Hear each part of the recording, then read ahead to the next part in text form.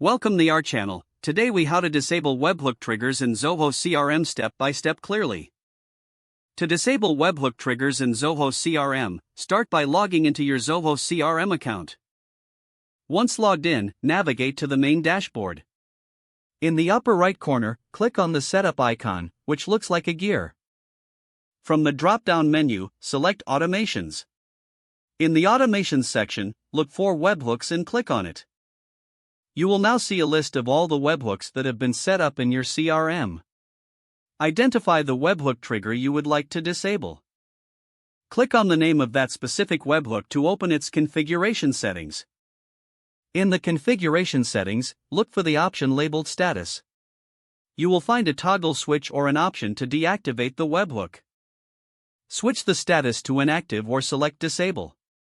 After making this change, remember to save your settings. You should see a confirmation message indicating that the webhook has been successfully disabled.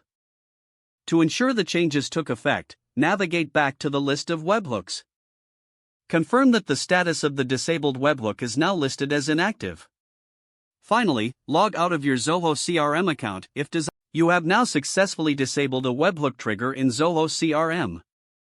If the page does not load, refresh the browser or try again in a private or incognito window. Make sure you are using the correct email address, then retype it carefully to avoid small typos. If your password is not accepted, use the reset option and create a new strong password you can remember. Check your spam folder for verification or security emails, then complete any requested confirmation steps. Enable two-factor authentication if available to improve account security and reduce unauthorized access risk. After signing in, review your profile details so your contact information and settings are accurate and current. If you see an error message, note it down and try again after restarting your device and internet connection. Log out when you finish, especially on shared devices, to keep your account and payment information secure. If the page does not load, refresh the browser or try again in a private or incognito window.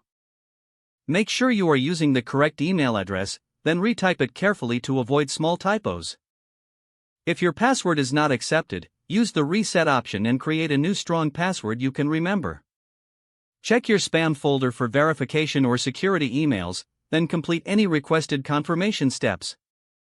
Enable two-factor authentication if available to improve account security and reduce unauthorized access risk.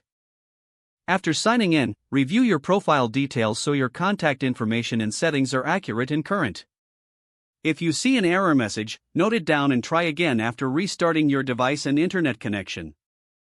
Don't forget to like this video and subscribe to our channel for more step-by-step tech guides.